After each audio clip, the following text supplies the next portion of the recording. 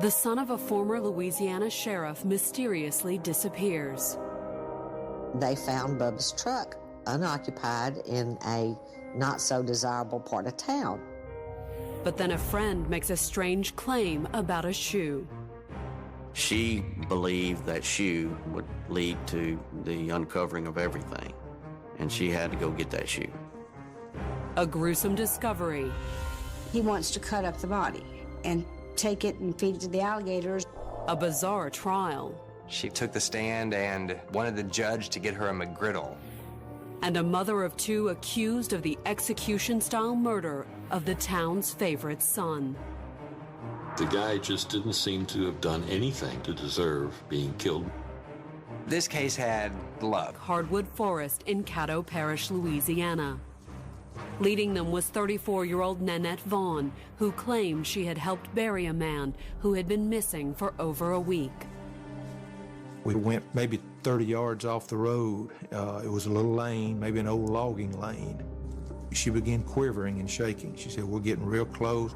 Police were already wondering if Nanette was just leading them on a wild goose chase. She had some past history of behavioral disorder, and they were concerned about that. Nanette was just as goofy as the day is long. God bless her, but she had no idea where she was most of the time. As Nanette led the detectives deeper into the woods, they became more and more convinced they were on a fool's errand. I had to hold her hand and walk with her. We walked off the little lane, not over probably 25 or 30 steps, and she pointed over the ground and said, "He's there, he's right there." But it looked to everyone like she was just pointing to a random spot on the ground. Caddo Parish Sheriff's Office looked at that and said, that's not a grave. And she said, "There's your grave, right there." And they said, "This lady's crazy, there is no grave here." I said, "What are you talking about, Nanette? There's nothing there." She said, "No, it's there. Trust me, it's there. He's right there." Having come that far into the woods, the detectives figured they might as well dig around a little before heading back. We had our crime scene people and the Caddo Sheriff's crime scene people come in. We began taking metal probes and pushing down in the ground. And immediately, about the fourth or fifth push down in the ground, a very, very pungent odor came out of the ground, and we were immediately surrounded by flies. The man detectives were looking for was 36-year-old Jocelyn Dooley III, the son of Bossier Parish's longtime sheriff. He'd been missing for 10 days. It was a big deal around town, around the state. I mean, Vol was known throughout the state, so it was a big deal. But if Jocelyn Dooley was buried in the remote woods of Caddo Parish, how did he get there?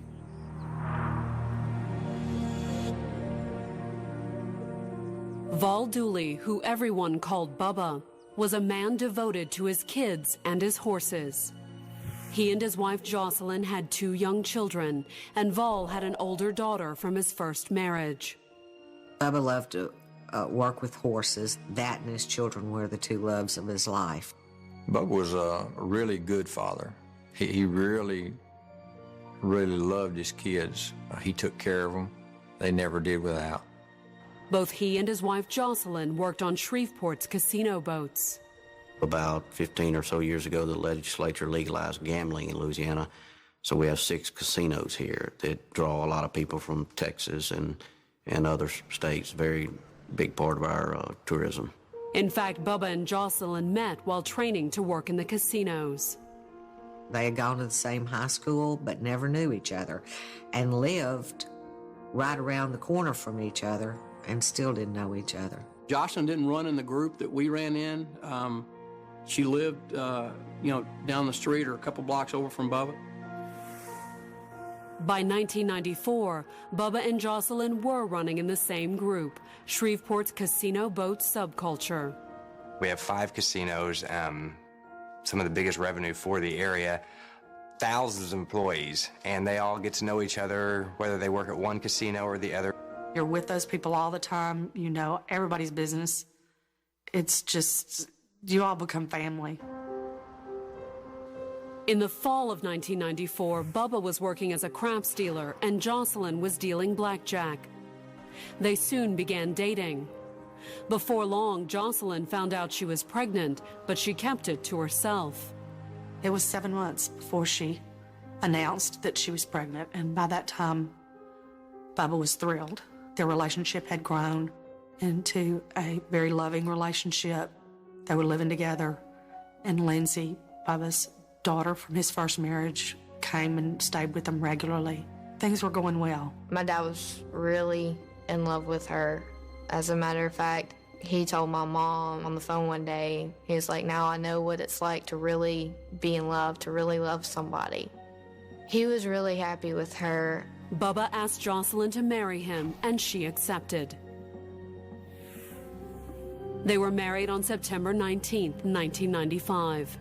He really loved her, and she was a great cook, and they liked and did things that they had in common. And then they purchased the farm up in Plain Dealing and had a garden and were expecting their first child. Before long, they had a second child. But not everything was perfect, especially when it came to Bubba and his first wife. They were good friends because they had Lindsay to raise, and Jossie was extremely jealous of that. And trying to balance parenting and the difficult hours of the casino put a lot of stress on the marriage.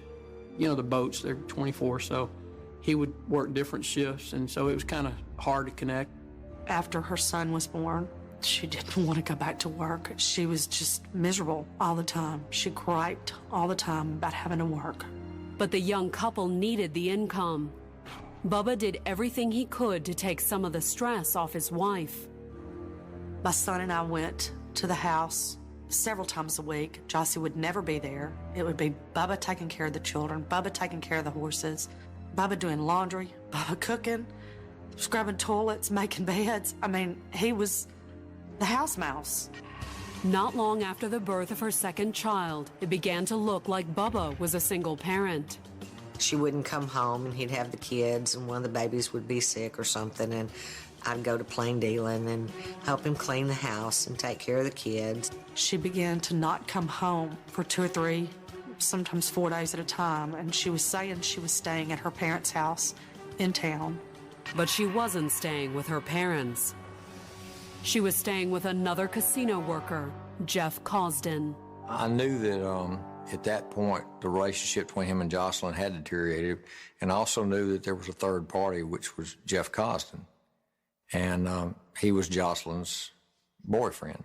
Jeff had recently moved to Shreveport from New Jersey to work in the casino. A lot of those people came down here because they already had experience. A dealer in New Jersey, for instance, would become a manager here almost because there was nobody with any experience other than them. The two were frequently seen together at a downtown bar called the Blind Tiger. Jeff's friend owned the Blind Tiger, and Jeff had access to kind of VIP treatment at the Blind Tiger. One weekend when I went over to see my dad, I asked where she was while she wasn't coming to the house, and my dad told me that she had been seeing somebody else. By the end of 1999, after several attempts at reconciliation, Bubba finally decided to file for divorce. In December, I told him, you've got to file a divorce. You cannot continue to do this by yourself and her have no consequences for her actions. I think he still loved her, but yet he was tired of putting up with all the other activities too. Meanwhile, Jocelyn had definitely moved on. While the divorce wasn't finalized yet, she still saw the kids once in a while, but spent most of her time working in the casinos and hanging out with Jeff between shifts. Eventually, Jossie just left Bubba, moved in with Jeff, and basically living there. They were working together, going out together, and she started a new life with him. He asked her to marry him. She kept putting him off. So he bought the ring, and they did get engaged, and they went and filled out the application for the marriage license. On June 5th, 2001, Bubba Dooley was getting ready to go to work at Casino Magic, where he had recently been promoted to pit boss. He dropped his kids off with his sister, Patsy. He was in a hurry, left to go to work. He told me as he was getting in the truck that he was going to try to get out early so that he could pick up Lindsay, his oldest daughter, and they were going to come back to the house, and then in the morning go up to the farm. A few hours later, Patsy called his cell phone. Approximately 11, I started calling Bubba because I remembered a question that I needed to ask him. I knew that it'd probably be 45 minutes if he had just gotten back on a table to work, because they worked 45 minutes and they were out on a break for 10 minutes. And he would call me during his break. But Bubba didn't call her back. I tried approximately 10 times on his phone to call him and leave a message, and he just never would return my call. By the next morning, she began to worry. She called Jocelyn to see if she'd heard from him, but she said she hadn't. I never suspected her. I didn't know what happened to him. Then Patsy called her father. Dad got on the phone, and I said, "Dad, have you heard from Bubba?" And he said, "No." He said, "But I just got a phone call from Shreveport Police Department that they found Bubba's truck unoccupied in a not-so-desirable part of town." Shreveport Police Department discovered a truck. It was parked at a store that it was closed at that time over in Shreveport. I think one of the windows had been broken. But where was Bubba? And why was his truck found in that part of town, 7 miles from the casino? At that point, the family became very concerned. They did not know that he knew anybody in that area, would have been visiting there, wouldn't have had any reason to have left his truck. That morning, Bubba's brother, Steve, drove over to the house of Bubba's estranged wife, Jocelyn. When he got there, the police were already interviewing her. I just kind of sat back and listened to what she was saying, and she kind of painted the picture that drugs were involved. Coming up, investigators begin to piece together the hours before Bubba's disappearance. Threw his hands up, said, "I'm not going through any more of this, I'm going home." On June 7, 2001, former Shreveport, Louisiana Sheriff Val Dooley Jr. had received a call that his son's truck was found abandoned and vandalized in one of the town's seediest neighborhoods, one known to law enforcement as a high drug trafficking area.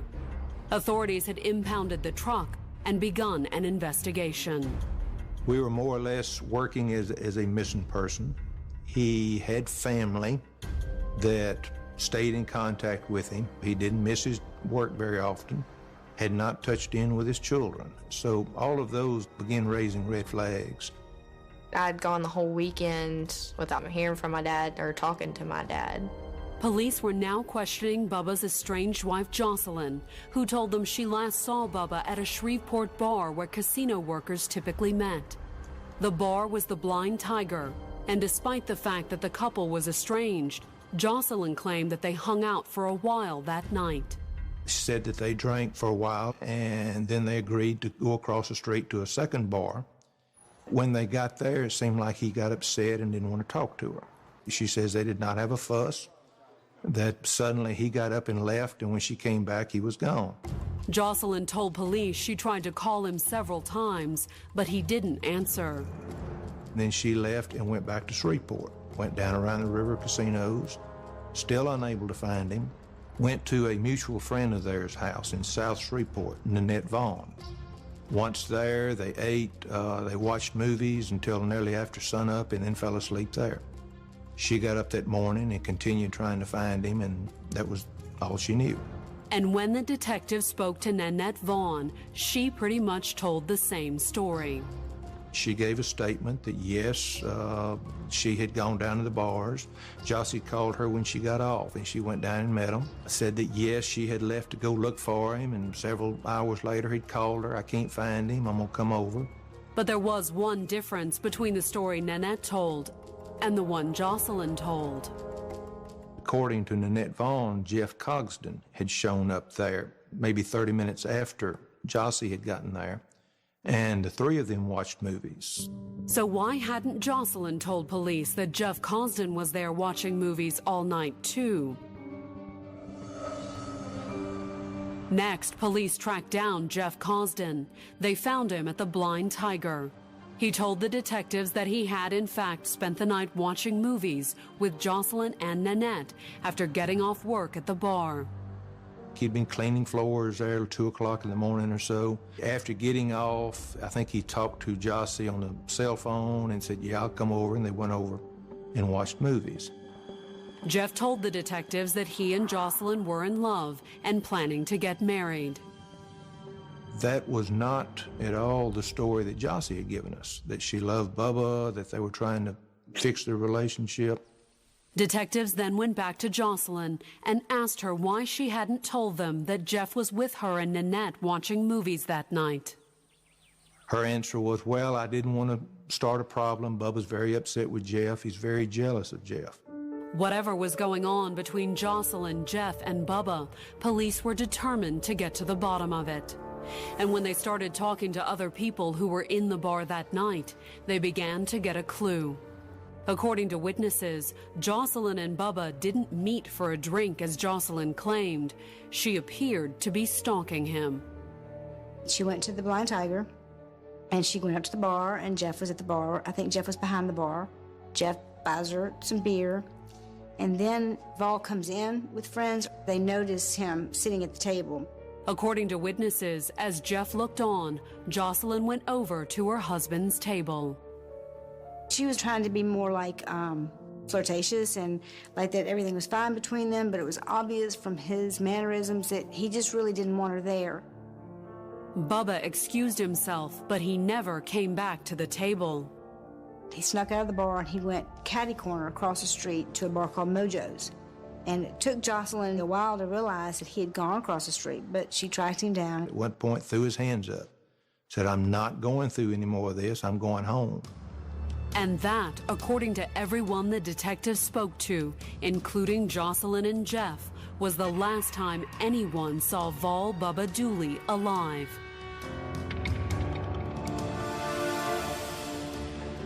With several conflicting versions about what had taken place the night Bubba disappeared, police began to try to corroborate the different stories. They started with cell phone records. Jocelyn had claimed she had tried repeatedly to call Bubba after he left Shreveport. First thing Monday morning, we began getting district attorney subpoenas for cell phones. We wanted to see during those critical hours who was talking to who, as well as getting the tower sites. And indeed, when police checked the records, there were several calls from her phone to his. We learned that Jossie, during the time frame, was making one call after another from her cell phone to Bubba Dooley's cell phone. But cell phone records can tell more than just what calls are being made. Cell phone companies can track your cell phone, and they know what towers you ping off of. You can just literally track, almost like GPS, a person's cell phone. And according to the information given to the detectives by the cell phone companies, Bubba was indeed heading home that night. But Jocelyn was following him. The tower site showed us that he had left downtown Shreveport, traveled northeast toward their house. Jossie's cell phone was behind him, but was following the exact route. As they continued their investigation, detectives were also able to confirm that she and Jeff Cosden had filed for a marriage license the day before Bubba disappeared. Investigators went back to interview Jocelyn. She claimed she had no intention of marrying Jeff. Well, he asked me to marry him, and I said no. And why did you get a certificate of marriage with him last Monday? Because he asked me to. I just did that to make him happy. I want to try to find Bubba. That's the only reason I'm here. I want to find him, and we're going to build a house and have a little white picket fence and raise horses. Her lies just weren't adding up at that point. And when detectives confronted her with the cell phone records, she continued to say she was at her friend Nanette's house watching movies the whole night. Well, I know for a fact that I called Paul on the way to Plain Healing and on the way back down from Plain Healing. I know that. Now this, I know nothing about. Well, that's a mistake. There are problems here. She had an answer for everything except the truth. But even if Jocelyn was lying to police, that didn't mean she had anything to do with Bubba's disappearance. I said she may have been sleeping around with a bunch of men, not being a good mother, not being a good wife, lying, cheating, stealing, but none of that adds up to murder. I don't think she was capable of murdering her children's father. Even so, somebody knew what happened to Bubba Dooley, and police were determined to get to the bottom of it. We still did not know Them about their relationship. We wanted to put pressure on him.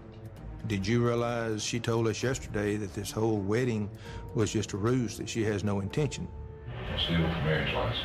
I think it was more of a, an act of goodwill to me. It's like. An act of goodwill. Sure. Then detectives pressed him on his whereabouts the night of Bubba's disappearance. Left out of the Tiger by a little after 3, I lingered a little bit, went home, changed, somewhere around 4. Jeff stuck to his story. He had spent the rest of the night watching movies with Jocelyn and Nanette. The investigation had reached a dead end. Coming up, could a tennis shoe be the key to solving the mysterious disappearance of Bubba Dooley?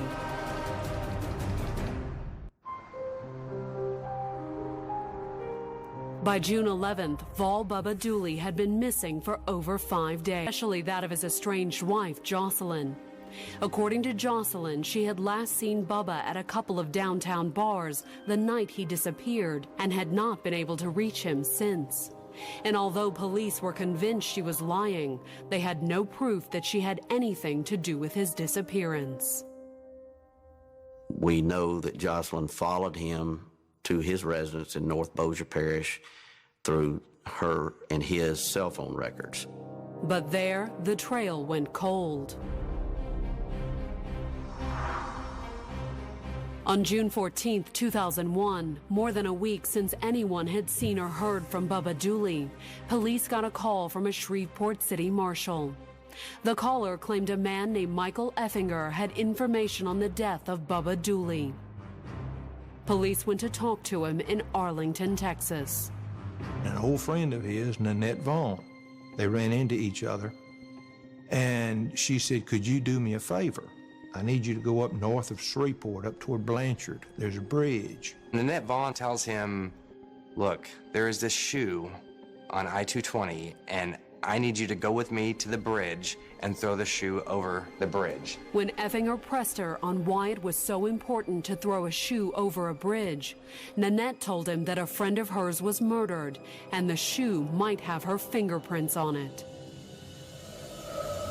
The detectives hightailed it back to Shreveport. At that point, we made the decision to go hit Nanette Vaughn again, just straight up with what we had, and more or less she was going to have to tell us the truth. They found her at home the next day. We came in, sat down, we basically laid it out. "Nanette, you've not been honest." At that point, she broke down and told us the story. And it was quite a story.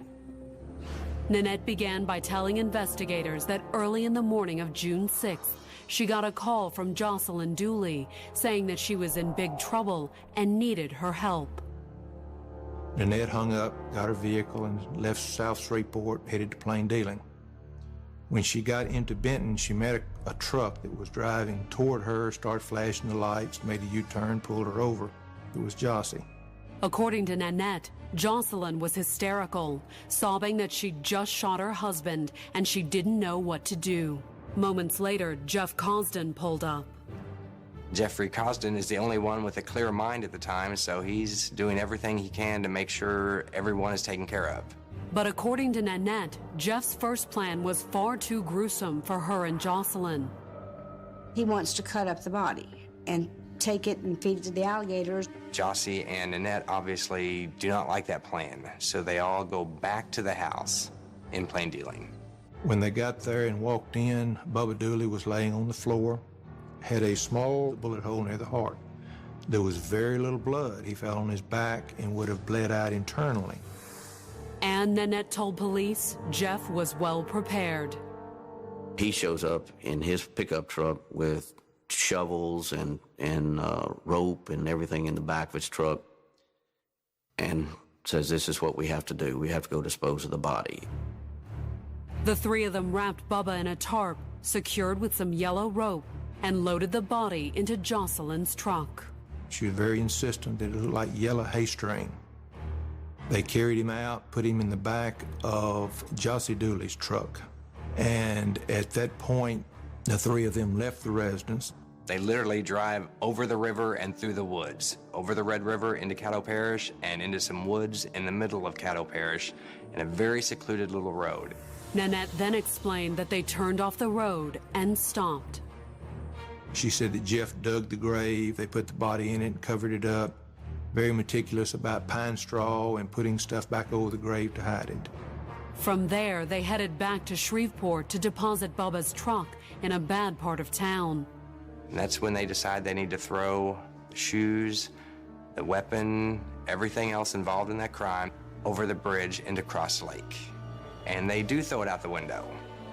Everything goes into Cross Lake except for one shoe. According to Nanette, Jeff told her not to worry about the shoe and kept driving. Nanette had told him how they had disposed of items taken from his home, including the weapon.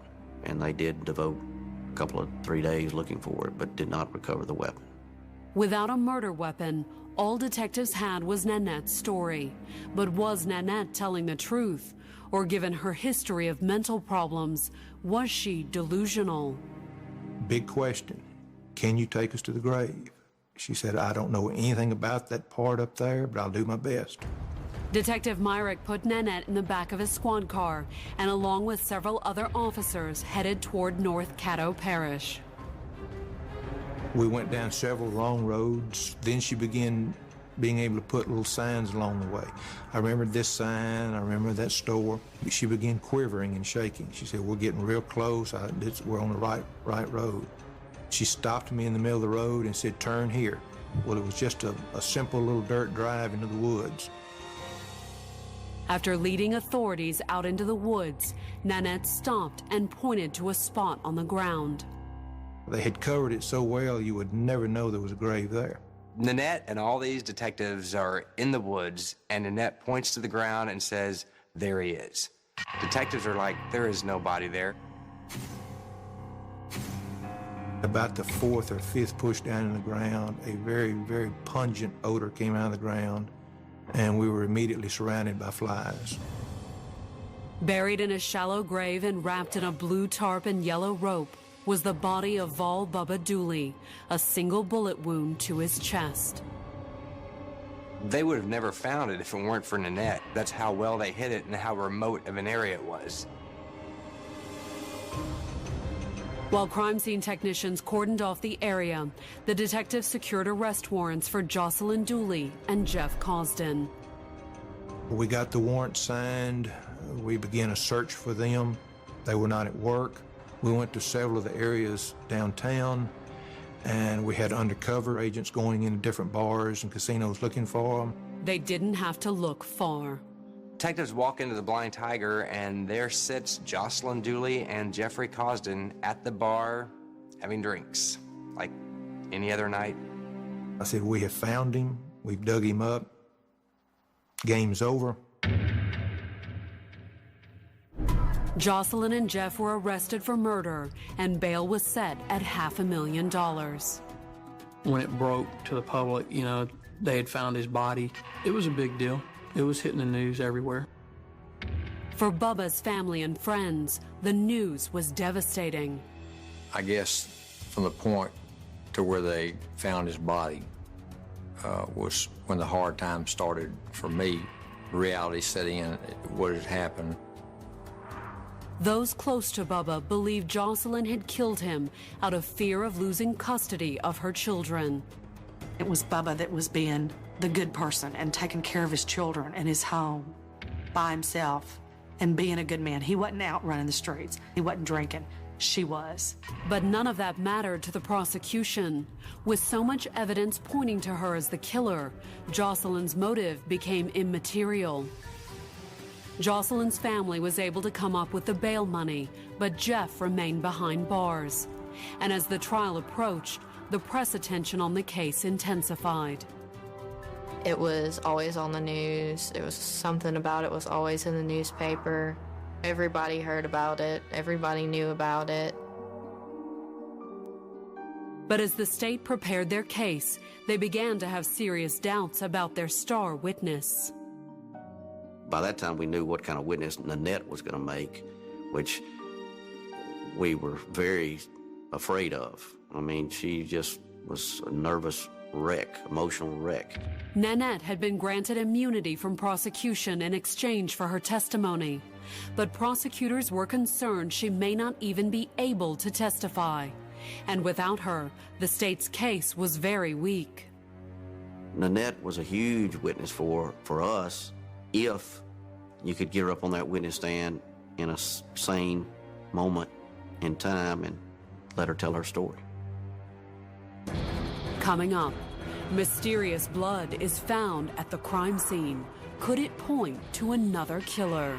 This tissue was found in the guest bathroom at Bubba's house, and it had blood on it, female blood. But it was not Jossie's, and it was not Nanette's. In the spring of 2003, Jocelyn Dooley was out on bail, waiting to stand trial for the murder of her husband, Bubba. Prosecutors believe she had killed him to avoid a messy divorce that would likely lead to her losing custody of her children. They believe she had followed him home from a bar, shot him in the chest, and then, with the help of her boyfriend Jeff Cosden, as well as her friend Nanette Vaughn, buried him in the woods and stashed his truck in a bad neighborhood to make it look like he'd been involved in a drug deal. Her friend Nanette was the state's star witness, but with her long history of mental problems, no one was quite sure if Nanette would be able to testify, and if she did, would a jury even believe her? Their entire case at that point was pretty much based upon the testimony of a woman who was under medical treatment for some type of mental condition. Then, a few days before the trial was scheduled to start, Jeff Cosden, through his attorney, contacted prosecutors. Jeff Cosden's still sitting in jail, and she's out. And some of his friends began getting word to him through letters and phone calls that Jossie's out and she's dating, she's seeing people. Jeff's attorney said that Jeff would testify for the state if he was granted full immunity. The prosecution felt they had no choice. They needed someone who could back up Nanette's testimony. His testimony, would confirm hers, and so there's nothing emotionally wrong with him except being an idiot. So we wanted that testimony. There's an old saying that, if you want to catch the devil, you have to go to hell to get some of your witnesses. And that's basically what we had to do. On July 9, 2003, the trial of Jocelyn Banks Dooley for the second-degree murder of her husband, Vol Bubba Dooley, began. If convicted, she would go to prison for the rest of her life. In the state of Louisiana, it's mandatory on a second-degree murder that the defendant be given life imprisonment without benefit of probation, parole, or suspension of sentence. Jocelyn's attorney had petitioned the court for a change of venue, but had been denied. The front page of the Times was a very damning expose on Jocelyn Dooley, giving the state's slant, the whole murder slant, and I think that tainted her jury pool a little, to say the least. The prosecution began by presenting the cell phone evidence, arguing that Jocelyn had lied to police about where she was and what she was doing the night of the murder.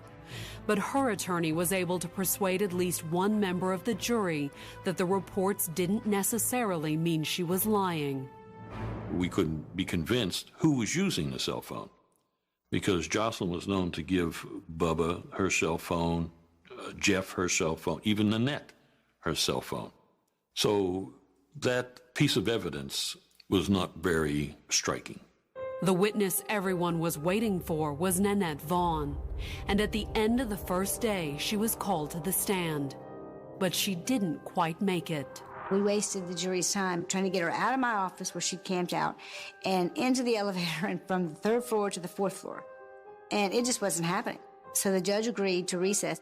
Nanette Vaughn probably was one of the most difficult witnesses that I ever encountered in my 26 years on the bench. I think the polite way to say it was she was a strange lady. The next morning, they tried again. It took 5 or 6 people to actually get her to the courtroom, and then I'm seated at the prosecutor's table along with Mr. Marvin, and then it took another 2 or 3 people to physically escort her in as if she were, being taken to the gas chamber. She finally got seated at the witness stand and began her testimony, but not for long. About 2 questions later, she turns to me, she lifts her head and she said, "I need a McGriddle." She wanted the judge to get her a McGriddle, and then she wanted to take a nap. Once she was promised a McGriddle and a nap as soon as she finished her testimony, Nanette told the same story to the jury that she had told to the police before leading them to the body. Nanette's testimony was a little weird because she had to have the lights off when she talked, and she had to have cold coffee. I thought that this was the person they were relying on to get a conviction. She came off really horribly, like a crazy woman. But when Jeff Cosden took the stand a few days later, their stories matched. He said he was at work there at the Blind Tiger. Jossie called him, said, "Look, I've killed Bubba, I've shot him, can you help me?" He sprang into action. Jeff Cosden and Nanette didn't like each other. They had no reason to concoct some story and murder him and try to frame Jocelyn Dooley. Between the physical evidence, the cell phone records, and the testimony of 2 witnesses, the state had an extremely strong case. But Jocelyn's attorney believed he had one ace up his sleeve. Jossie's attorney brings up this tissue that apparently was found in the guest bathroom at Bubba's house, and it had blood on it, female blood. But it was not Jossie's, and it was not Nanette's. Could there have been another woman at Bubba's house that night? His speculation was there was another woman inside this house, and because there's blood on this tissue, there must have been some type of altercation. The prosecution called Bubba's teenage daughter to the stand. Her defense attorney was trying to say that there was just a random girl in the house, somebody else must have done it. But Lindsay had a perfectly good explanation for the blood found in her dad's trash can. I was shaving my legs, and I cut my leg really bad. He was like, "Can you prove that you cut your leg?" And I was like, "I've still got the scar from it." And I had to show him. On July 11th, the final day of the trial, Jocelyn Dooley was called to testify in her own defense. She was emotionless. She was really just very calculated in everything that she was saying. She was on a mission to be vindicated. That was her goal, was to get out. That was it. Everyone wanted to know what Jossie had to say, so all ears were on her. No one got up to use the restroom when Jossie was on the stand. And what she had to say was that basically everyone else was lying. She did not kill her husband, and she did not know who did. She denied her involvement in shooting him or burying him or any of that, and her testimony was how much she loved him, and she would have reconciled with him if somebody wouldn't have murdered him. From the first time I had met Jocelyn Dooley, she never admitted to me that she killed anybody. Never admitted it to me. Closing arguments were made that afternoon, and the case was turned over to the jury. Coming up, a jury debates Jocelyn Dooley's fate, and it isn't pretty. As soon as the deliberation door was closed, I heard a female voice say, quote, "Let's burn the bitch and get out of here." On Friday afternoon, July 12, 2003, the jury in the second-degree murder trial of Jocelyn Dooley announced it had reached a verdict. Deliberations had lasted only 2 hours.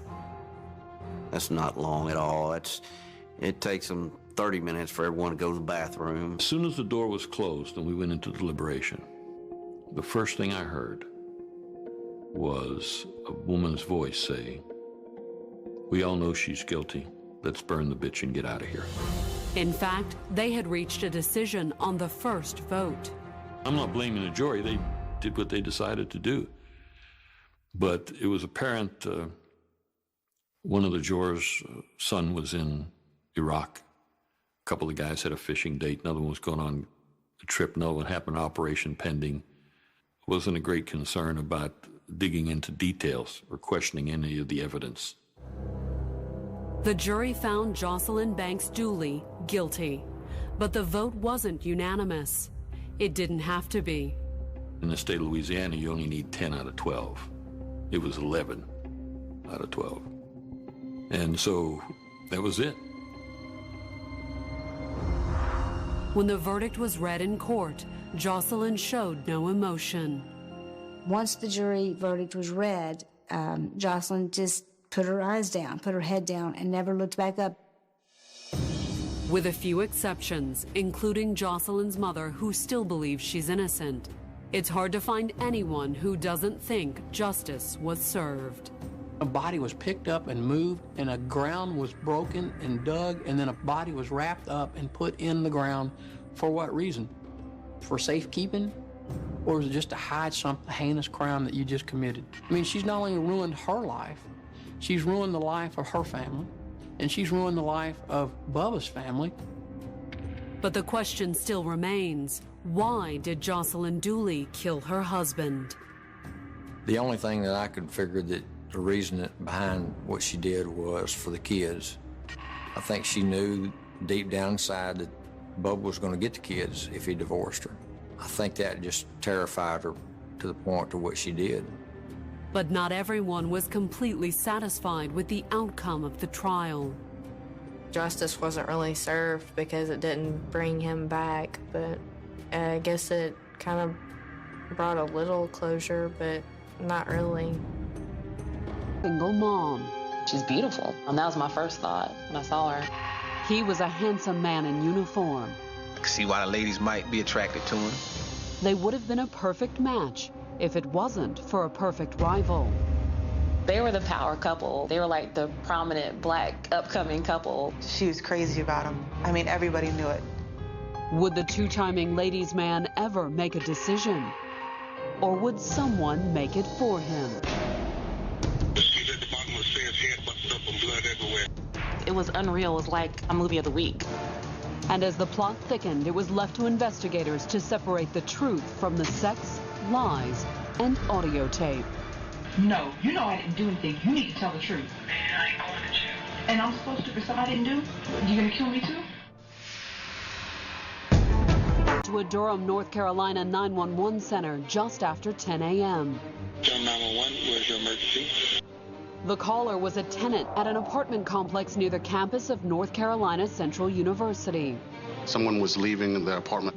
As he was coming down the steps, he noticed someone was laying at the bottom of the steps. He went and called 911. I just walked out my apartment. She's at the bottom of the stairs, head busted up and blood everywhere. Is she conscious? Hey, baby girl. Hello? You know, a lot of college kids live in this complex.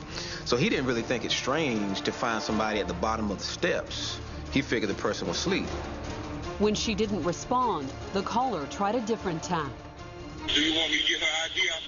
He was going through her wallet to try to identify who this woman was laying on the floor. Her name is Danita Smith. Danita. A grad student who had spent 6 years at NCCU, Danita's name was well known on the college's Durham campus. Danita Smith was a very, very popular, very pretty girl, seemed to have everything in the world going for her. Danita may have had everything in the world going for her, but that afternoon, it would all go terribly wrong. Just really appreciate you calling in for her, and we do have help on the way over there.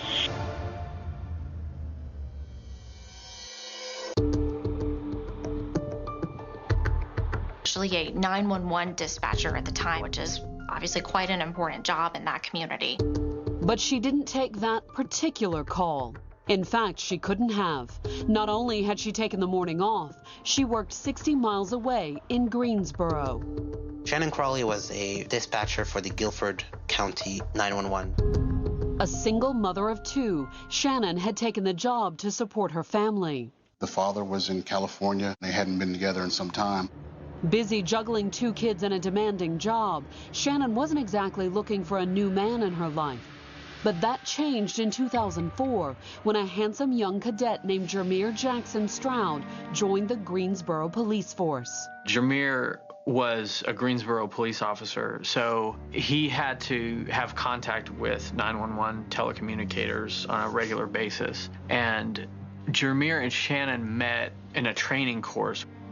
Jermier and Shannon spent hours role-playing mock police calls, and by the time the course was over, the officer obviously wanted to stay connected to the pretty dispatcher. He asked for her phone number, and she gave it to him.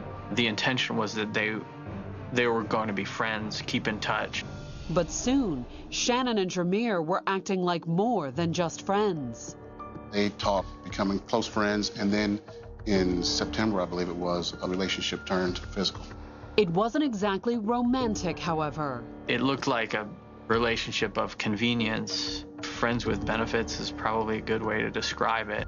In fact, rather than a couple embarking on a brand new relationship, Shannon and Jermier acted as if they'd been together for years. I never once heard discussion of a date that they went on, you know, like that he planned something that was really fun, or, you know, took her out to dinner or bought her flowers or anything like that. It was more like, well, I've got today off, you've got today off, you know, let's help each other do the laundry or, you know, go shopping. But only a few months after meeting Jermier, Shannon's casual relationship suddenly turned serious. Somewhere around the end of 2005, she became pregnant. Jermier and Shannon seemed to have the comfortable relationship of a married couple. But instead of prodding them into making it official, the pregnancy paved the way for a different sort of turning point. In January of 2006, her and Jermier agreed that they were going to have an abortion. The decision to end the pregnancy proved difficult for Shannon, as did the decision that followed. That was kind of the end of their mutual dating relationship. It may have been the end of their dating relationship, but the couple remained friends. They both still cared for each other. He would have a bad day at work or something like that. Something would go really bad for him, and he couldn't think of anyone else to call. He would call her. She was having a particularly bad day or something like that, she would call him. And even though they had not been intimate, when she needs an ear to listen to and she calls him, he answers, and they talk. Would they ever do more than talk? There were certainly signs that Shannon wanted to rekindle their old relationship of convenience. She started coming to his church. She actually ended up eventually buying a home in his neighborhood. Every time he had a problem, he would call her, and they'd have those long conversations on the phone. That was her way back in. Anyone that's been in a relationship knows that they always don't end on day one. They end and then they start up again. Would Shannon's moment ever come? One thing was certain. At the end of 2006, a huge problem was heading Jermier Stroud's way.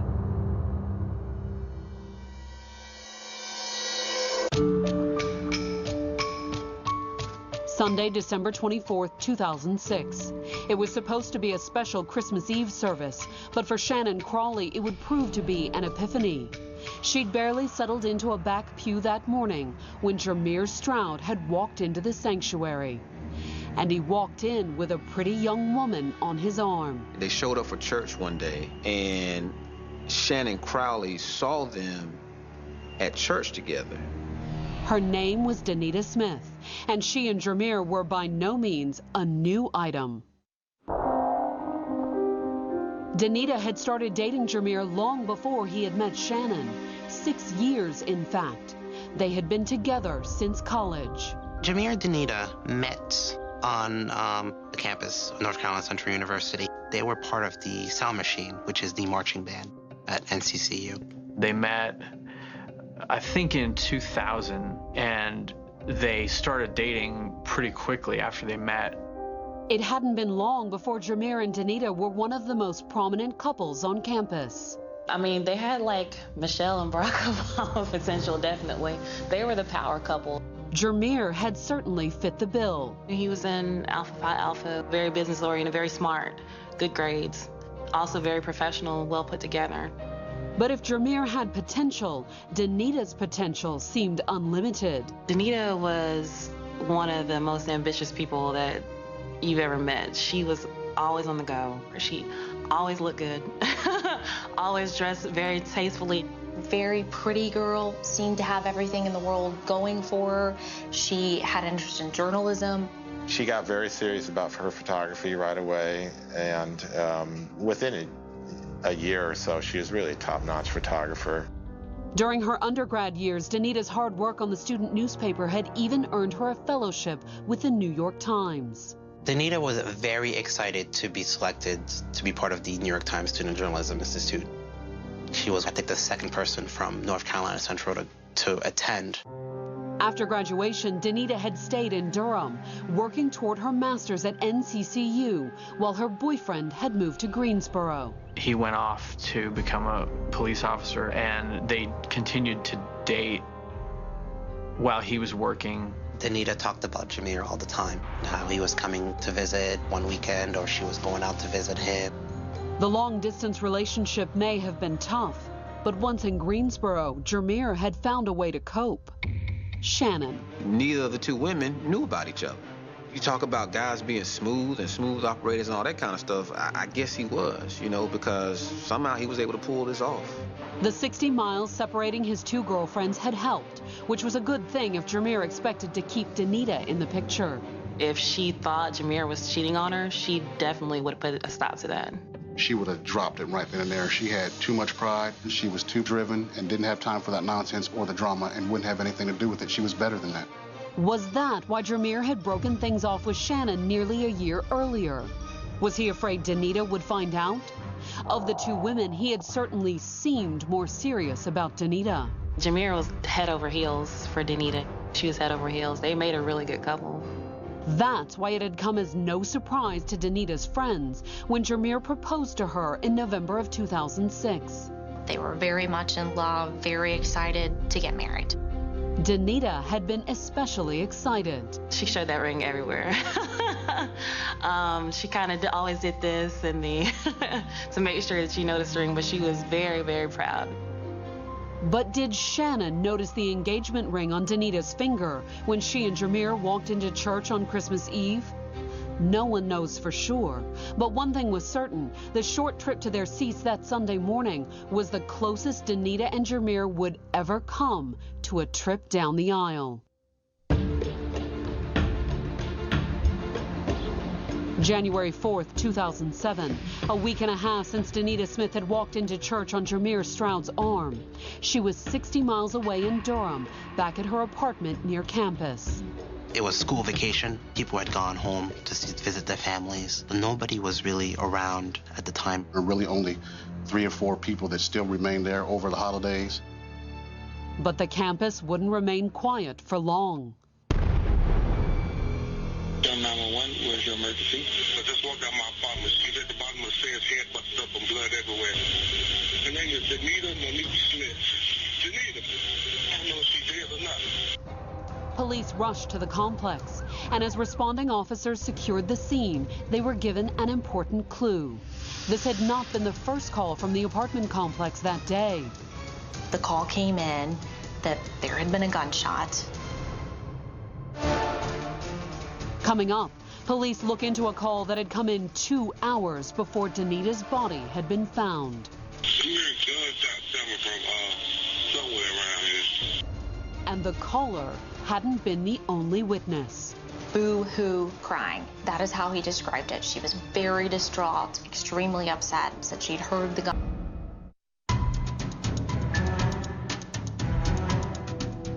On January 4th, 2007, Durham 911 received a call from a North Carolina Central University student apartment complex. A tenant at the complex had just found a young woman named Danita, but by the time the ambulance arrived, it was much too late. She doesn't respond. She's dead. But how had she died? The man who found the body thought Danita had simply fallen down the stairs. Well, he thought that the girl had tripped and fallen, and so he called 911 to get someone to help her out. At first glance, the evidence at the scene appeared to confirm the caller's hunch. Like a shoe here and a shoe there and a water bottle and her purse. It was obvious that whatever had happened to Danita, it happened at the top of the staircase. But had she simply tumbled down the stairs? It didn't take detectives long to figure out there was more to the story. That's because Danita's neighbor had not been the first person to call 911 from the apartment complex that morning. A call had come in from the maintenance man more than an hour earlier. Somewhere around here. Officers had responded to that call, but failed to find any evidence of shots fired. That is, until they turned over Danita's body. Processing the victim's body, we noticed that she had a gunshot wound to the head.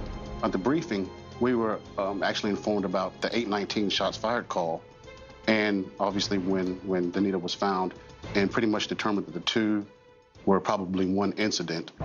If that were the case, the maintenance man clearly heard the shot. Homicide detectives wasted no time taking his statement. At 8:19 in the morning, he's just pretty much killing time smoking a cigarette, and he hears a bang. He got in his truck and actually drove toward where he thought the noise was coming from. That's when he saw a young woman shaking and in tears. He saw a black female walking kind of fast and had her hands over her mouth. As the young woman got into a burgundy SUV, the maintenance man pulled alongside. He asks her, "Ma'am, are you okay?" Because she's kind of shaking this and looks a little distraught. And she shakes her head no. He says, did you hear a shot? And she shakes her head yes. Boo-hoo crying. That is how he described it. She was very distraught, extremely upset, said she'd heard the gunfire and was trying to make sense out of what happened. Then the young woman drove off as the maintenance man dialed 911. Yeah, 911, where's your emergency? The cabin from the apartment. We heard gunshots coming from somewhere around here. Did you hear anybody scream afterwards? No, this young lady that stays over here, she heard too. She like upset and shaking and stuff like that. Police responded to the shots fired call, but found nothing out of the ordinary and no trace of the shaken young woman. Officers responded, circled around, spoke with the complainant, and they were able to come up with nothing. So they left the scene and cleared the call. Was the shaken young woman the maintenance man saw a witness? Or was it possible the woman in the burgundy Ford Explorer was the shooter? Police would have to dig for more answers. And Danita's body offered one potentially crucial clue. Her killer had struck with deadly precision. To, make that shot dead center in the back of the head, one typically thinks, good marksman. I mean, it's hard to hit someone in the back of the head with a single gunshot. While crime scene specialists processed the evidence, detectives started contacting Danita's family, friends, and fiancé. Soon, a small, distraught crowd had gathered at the apartment complex. The family of Danita Smith was called. Everybody is on the scene. Everybody is upset. Danita Smith's fiancé, Jameer Stroud, was called. Stroud, of course, came to the scene. And had Jameer known, he might have had extra reason to be emotional. Police were already wondering, was he the marksman who'd killed Danita with a single shot? Finding that her fiancé, is a law enforcement officer, rose an eyebrow. Naturally, yes, of course, Jameer Stroud, he did come to mind. But by the time investigators were finished processing the scene the next day, Jameer was on his way home to Greensboro. Durham police would have to speak with him over the phone. We start to ask Jameer, look, see how forthcoming he was with any information. Where were you, and what was your work schedule, and that kind of thing. Jameer readily answered the questions, although his responses were a little vague. Jameer said on the morning of the murder, actually he was at home in bed because he had just worked the night before. Then the cop followed up and said, do you know anybody who drives a burgundy Ford Explorer? His exact words were, "Oh my God." Jameer not only knew a woman with a burgundy Explorer, he gave the detectives her name. Mr. Stroud came up with, Shannon Crawley, had this, female that I know drives a burgundy SUV. What's more, according to Jameer, Shannon had been stalking him. The initial story that was coming out is that, he didn't really know her that well, but she had been stalking him and I guess maybe somewhat obsessed with him. Was Shannon's supposed stalking somehow connected to Danita's murder? Jameer apparently thought so, and he appeared equally anxious to tell the police all about it. At that point, Jameer turned the car back around, came and gave us information leading to Shannon Crawley. What he said behind closed doors that afternoon changed the whole dynamic of the investigation. Shannon wasn't just his alleged stalker. She had also been his lover. He and Miss Crawley had been involved in a romantic relationship. Jameer said that he'd stopped seeing Shannon a year earlier, but he also claimed she had had trouble letting go. He said, when she first joined my church, it's no big deal. A lot of people join that church. When she first moved into my neighborhood, no big deal. A lot of people moved in that neighborhood. He said there were all kinds of red flags that you can look back now and see. Or was Jameer the one waving a red flag, offering Shannon as an attractive suspect in his place? After all, his alibi about being home in bed when the murder occurred was awfully thin. I could tell you I was in bed, and you could say you were in bed. We could not prove that. The investigators could check out Jameer's story about Shannon, however. That evening, Durham police made the hour trip to the Guilford County 911 center. They went to Greensboro to question Shannon Crawley about the crime. They just wanted to hear from her, get her side of the story. She was asked if she heard about what happened. She stated she did hear what happened. Shannon went on to explain that she had been at work for most of the previous day, except for that morning when she was at home with a sick child. She said that she decided not to take her child to the doctor's appointment, so she called for a babysitter, and then she decided to go into work later on.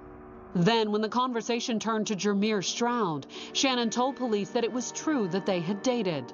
But she also said that at the moment, they were merely friends. I asked her, did she think Jameer was capable of killing Danita? And she said no. I asked, are you afraid of Jameer? And she said no. Next, the investigators asked Shannon a few seemingly routine questions. We asked questions like, had you ever been to Durham? She stated that she's been through Durham, but never actually to Durham for a specific reason. Then, they asked Shannon if she owned a gun. She said no, she's never owned a gun. She's afraid of guns. But given that kind of information and how forthcoming she was with everything else, I had really no reason to doubt anything at that point. The investigators did need to corroborate Shannon's statement, however. On January 6th, working with the Greensboro Police Department, they executed a search warrant on Shannon's Explorer. And what they found suddenly gave Durham police reason to doubt everything she'd told them. The police and forensics found there was a gunpowder residue on the steering wheel of the car. Had Shannon lied to police? The suspicion was confirmed when another witness came forward. She had a coworker that came up and said, so I want to tell you that I sold Shannon Crawley a gun. In a written statement, the coworker said he had sold Shannon a .38 revolver a couple months before the shooting. There's nothing wrong with buying a gun. The transaction was perfectly legal, but my point is why lie about it? Was Shannon trying to protect someone? Hoping for answers, police subpoenaed both Shannon's and Jameer's cell phone records. The logs appeared to confirm that Jameer was in Greensboro the day of the murder, but not Shannon. She was in Durham the day of the offense and extremely close to the address of the victim's apartment complex. Between the co-worker's story about the gun and the phone records, the police had proof that Shannon had lied to them at least twice, giving them more than enough probable cause for an arrest. On January 9th, Durham police tracked Shannon to her sister's house in Greensboro. Her children were crying. Her family was crying. She came out with no emotion. She came out like she was checking the mail. Later that evening at the Durham police station, Shannon still did not appear worried. Miss Crawley's mugshot, which actually was the first time that I saw her likeness, she was smiling in her mugshot. Coming up, Shannon has a new story for police. I got out of the car, started up the sidewalk to the breezeway, and I heard a gunshot. On January 9th, 2007, it had been less than a week since Danita Smith was murdered outside her apartment. But Durham police had already made an arrest. Shannon Crawley not only matched a witness's description of a woman fleeing the scene, she had once dated Danita's fiancé, Greensboro police officer Jameer Stroud. Information rolls out and you immediately start putting two and two together and going, oh my God, this is a jealousy thing. It was definitely rumors as to why a woman would be so enraged that she had to shoot another woman.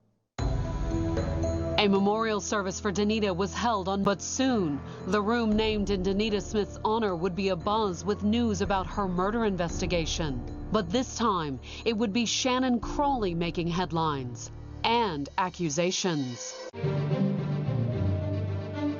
On May 30th, just 3 weeks after she'd been released on $175,000 bond, Shannon walked into the Durham Police Department with her attorney. She wanted to explain some of the evidence that had come out. She told police Jermier was the one doing the stalking in their relationship, not her. He would continuously call me on my cell phone at work. It would interrupt the radio. He would come in communications and stand in the hallway and stare at me. Shannon said that it was Jermier's odd behavior at the 911 center that had prompted the co-worker to offer her the gun for protection. I decided then that it may be a good idea to have something to protect myself because he always has his gun with him, and there wouldn't be anything I could do if he tried to hurt me or my children. At this point, she did acknowledge the fact that, yes, she had the weapon. But she also claimed she had immediately regretted the decision. She thought that even though she had the gun, she wouldn't be capable of firing it had the circumstances arisen. She said that she was very fearful of guns, so she threw that gun away. But why hadn't she told police the truth from the start? Do you still stand by the story that you've never owned a gun? The gun that I bought from I had for all of a day and a half. But had she thrown it away too soon? According to Shannon, Jermier threatened her with a gun of his own on the morning of January 4th, 2007. Shannon told investigators that Jermier Stroud had come to her home in Greensboro and forced her to get in the car and go with him to Durham. She stated that Jermier lifted up his shirt, showed her with gun, and put his finger over his mouth, telling her to be quiet. He said, "I'll make it real simple. Either your children die or you die for your children." And he knew at that point it wasn't a question. I told him, okay, that was fine. I called into work. I told him that my son had a doctor's appointment and that I would be late. He forces her to go with him. They pull into the parking lot right in front of Danita's building. He got out, took my keys and my cell phone. He went up the stairs. A few more minutes passed and I heard him arguing, him yelling at someone. Shannon said she'd decided to try and figure out what was going on. I got out of the car, started up the sidewalk to the breezeway, and I heard a gunshot. Shannon said Jermier had then run back to her car and jumped into the driver's seat. I started to get in the back seat and the door was locked. And I told him, I can't get in, the door is locked. He got out of the driver's seat by sliding up over the back seat and got into the back seat and just told me to get in. I got in the driver's seat and I started to leave. She had stated that the gunshot residue that was found on the steering wheel of her vehicle was from where he initially jumped into the driver's seat. Before in the back seat as the maintenance man approached in his truck. I stopped at the black truck and the man asked me if I was all right. I said, shook my head no. He said, did you hear a gunshot? I said, yes. She said that Jermier Stroud was actually in the back seat the entire time. He would kick at the chair when I would continue talking to him. I'm trying to glance in the back seat, but still trying to look at him, getting him to realize that he was in the back seat. But the maintenance man never saw Jermier. And when he drove off to search for the source of the shot, Shannon said there was nothing she could do. I watched the truck go up the hill and drive away from me, and I made the left. And I went out of the complex, got back on 85, and came back towards Greensboro. On the drive home, Shannon said she had talked to her children, the call that had placed her in Durham that day. She pretty much gave us what happened, but just placing him there. Shannon didn't claim to know why Jermier would want to kill Danita, but maintained he was violent enough to do so. But why hadn't she said so from the beginning? Investigator West asked you, did you think Jermier was violent? You said no. I don't recall saying no. He is violent. And he's threatened me on numerous occasions. He knows that I'm afraid of him. He knows what to say. Is that inconsistent? Not really. When you talk to people who deal with domestic violence and battered women, You know, if they got a thing for the guy, they got a thing for the guy. Love or lust can make you do some crazy things. And Shannon maintained that her fear of Jameer and his threats to her children had kept her from coming forward. I wasn't going to take a chance of him doing anything to them. He knows where I live. He knows where my family lives. He knows how to find me. He knows my routine. He knows where I am all the time. Could Jameer have set Shannon up to take the fall? After all, Jameer was a cop and would presumably know how to frame a crime. Her story that she gave in May, some of it was plausible. Plausible or not, Jameer denied everything when questioned by the police. Mr. Stroud continued to maintain his innocence and, basically proclaimed that he was a victim in all of this. Jameer wasn't the only one claiming to be a victim, however. After making her statement, Shannon certainly acted as if she still feared her ex-boyfriend. Out on bail and awaiting trial, she loaded up the kids and left town. She moved to Charlotte to live with her family. They live in the Charlotte area. But the 100 miles she had put between her and Jameer did little to deter the stalking, she claimed. She said that Jameer Stroud was calling all the time, that he was really bothering her. He didn't stop at threatening phone calls, according to Shannon. In June of 2008, a year after she had accused him of murder, Shannon would make another accusation against Jameer. Only this time, she wouldn't make the accusation at the police station. She would make it from a hospital bed.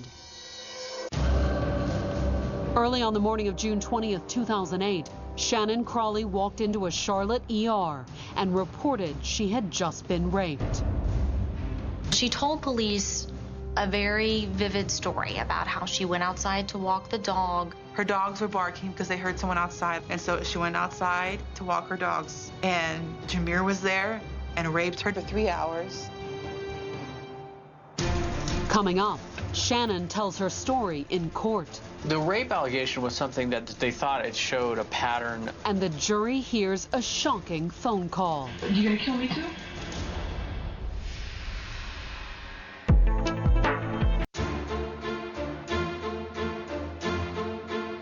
When Shannon Crawley's trial began in February 2010, the proceedings at the Durham County Courthouse had all the makings for a movie of the week. A love triangle that ended in tragic death, dueling murder accusations, and an attractive cast. It was that whole soap opera thing. Shannon Crawley is not bad on the eyes at all. Denise Smith was a beautiful girl. And then you got Jameer Jackson Stroud, very handsome guy. Jameer may have been good-looking, but Shannon insisted that he was also violent. More than a year after the murder, she had even accused him of sexual assault. But Charlotte police found no evidence to support Shannon's accusations.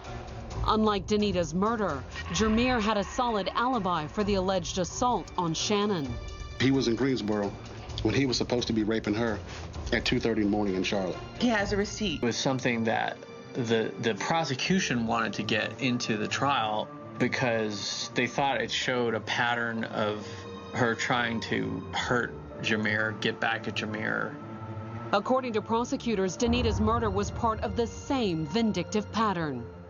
The prosecution's closing argument, of course, centered on the fact that Shannon Crawley had killed Danita Smith because she was jealous of Danita's relationship with Jameer Stroud. The defense, in their open, stuck with the argument Shannon had been maintaining for 2.5 years. The defense presented this theory that Jameer Stroud was actually the one that killed Danita Smith and that Shannon Crawley was just along for the ride. But Jameer had never been charged in the murder. It really honestly took me a long time to rule him out. It really did. But I've spoken with him several times, several different occasions, and his story's always remained consistent. He's not proud of his story. There's nothing to be proud of. But it was always consistent. And on February 11th, Jameer took the stand as the prosecution's star witness. When Jameer Stroud walked in, Shannon Crawley just tensed up. I mean, you could tell he was in the room. She was greatly affected by him walking in. They escorted him in. He's looking sharp, looking smooth. I could see why the ladies might be attracted to him. In his testimony, Jameer didn't deny being a ladies' man. But he was also adamant that he had put his womanizing behind him once he had broken things off with Shannon.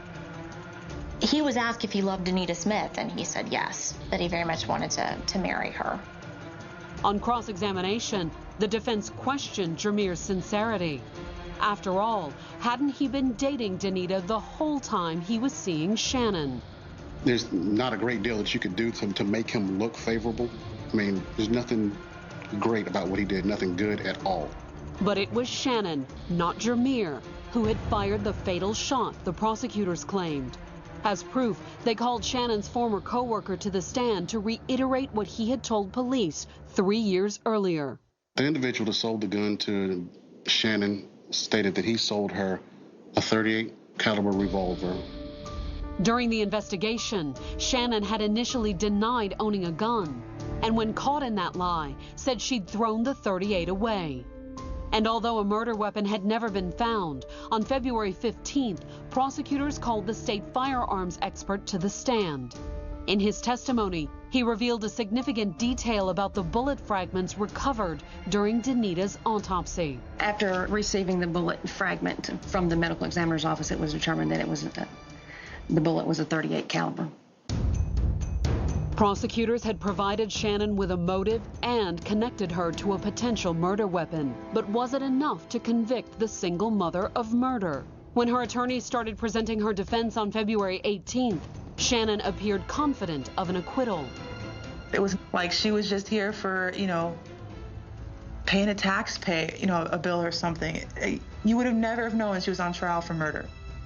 And she appeared just as confident later that same afternoon when she took the stand in her own defense.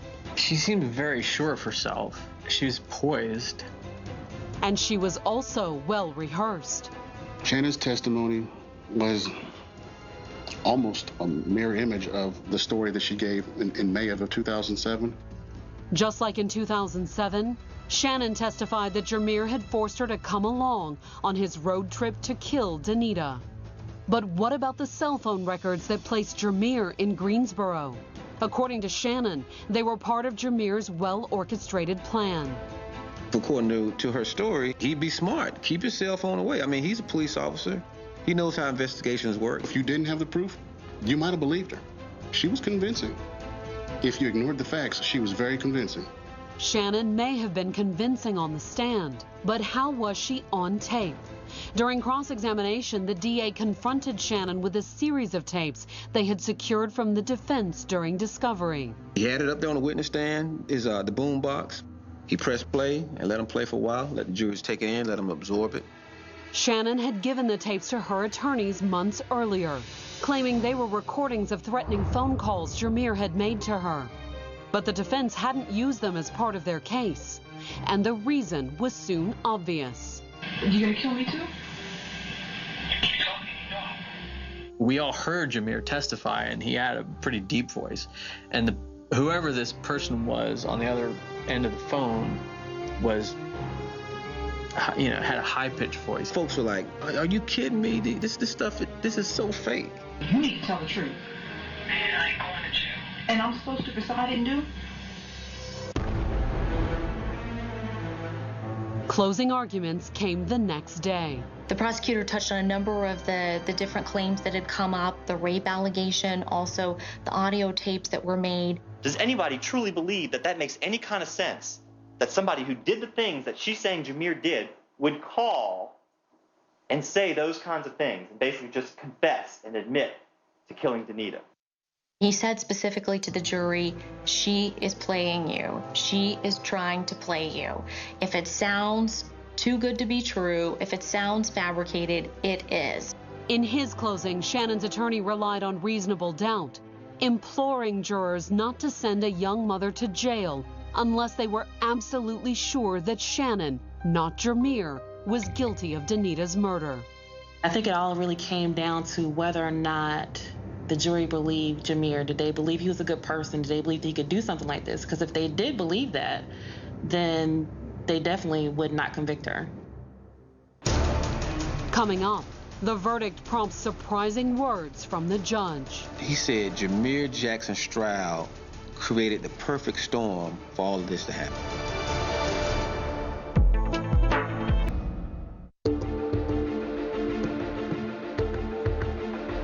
In February of 2010, the 2-week trial of Shannon Crawley had come to a close. She was accused of killing Danita Smith, the fiancée of Shannon's former lover. Followers of the case had been waiting a long time on its outcome. And on February 22nd, 3 years earlier, Danita Smith had been killed by a single shot to the head.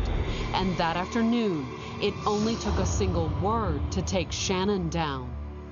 They pronounced her guilty of first-degree murder with malice, deliberation, and perpetration. Looking at Danita's family, there was a collective sigh of relief that the one is finally over. They don't have to worry about this anymore. And two, that she was convicted. Shannon, on the other hand, showed little reaction. She didn't break down and fall to pieces. I mean, she shook a little bit and her head dropped and she was upset, and her parents were upset. There didn't appear to be a lot of emotion there. I remember the judge asking her if there was anything that she wanted to say, and she said no. Shannon elected not to speak, but Danita's family certainly took the opportunity.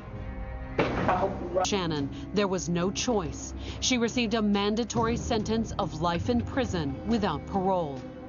When the judge told Shannon Crawley, told this 30-year-old woman that she's going to jail for the rest of her life, she had this look on her face, as they say, as if she's seen a ghost. But the judge wasn't finished. He also had strong words for Jameer. He said Jameer Jackson Stroud created the perfect storm for all of this to happen. Now, he didn't say that Jameer Stroud planned Danita Smith's murder or forced anybody to pull the trigger, but he created an environment for this type of thing to happen. But while Jameer Stroud once betrayed Danita Smith, Shannon Crawley is the one convicted of her murder.